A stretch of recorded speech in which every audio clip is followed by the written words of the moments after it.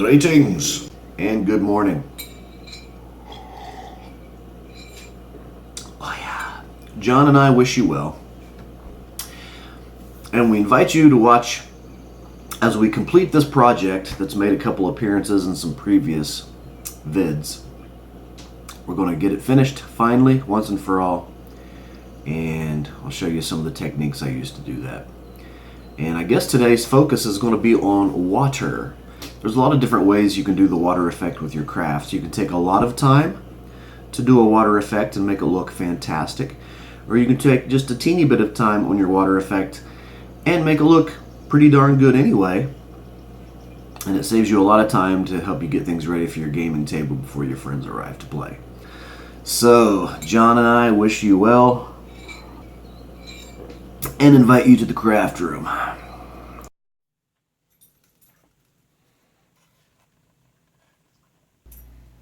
This is just something I slapped together to have an excuse to make the rope bridge, so I could display how to weather the wood, make the wood look weathered. So that's how this all started. So I figured we might as well finish this and do something else with it, make a little diorama or something, piece of terrain. So here we go. I love the dabbing technique. If you've seen any of my other videos, you know I love the dabbing technique. A lot of people are into sponging. I think it's a lot easier to control the paint and the blurs and everything else when you do the dabbing. So, okay, and here I am dabbing a little bit of greenery, just so we have some color. It's important to note here that I'm using 2 different colors of everything. You could go 3 if you wanted to spend the time. I'm just trying to zoom through this just to get to the water technique that we're going to talk about today. So here's a lighter green on top of that, as you can see. Light dabbing on top of the dark dabbing, and it just gives some highlights. And of course I've dabbed that in such a way that it could be perceived as vines coming down the edge of the cliff or whatnot.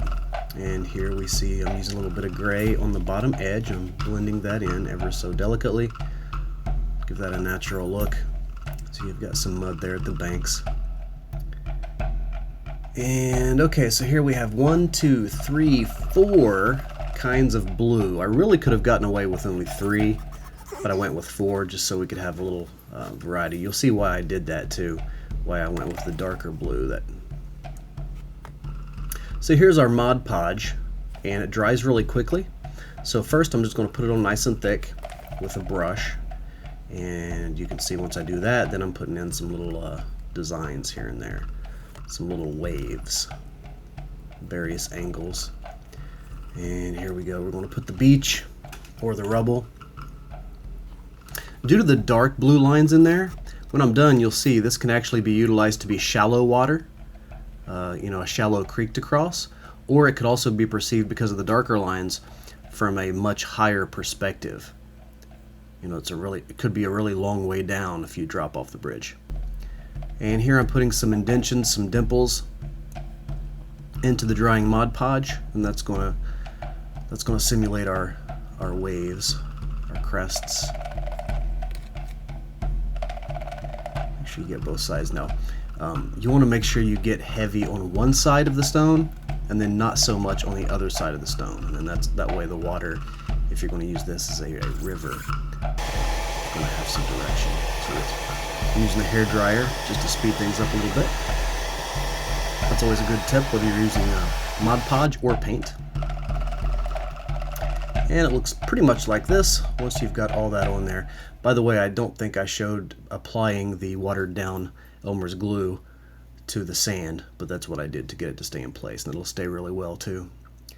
And as you can see here, I'm just highlighting with some watered down white and dry brushing some of the higher cracks that are produced once the Mod-Podge dries, and that way you've got your waves.